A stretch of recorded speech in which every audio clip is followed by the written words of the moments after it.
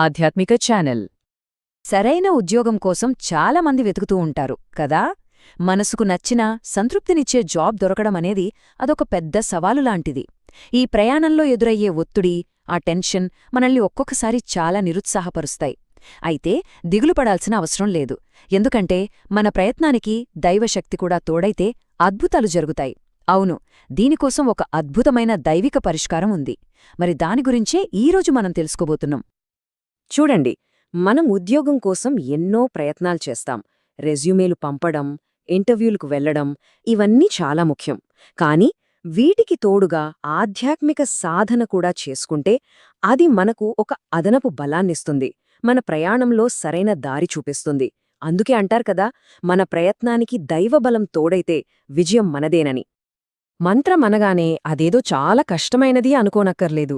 మంత్రమంటే కేవలం కొన్ని పదాలు కాదు,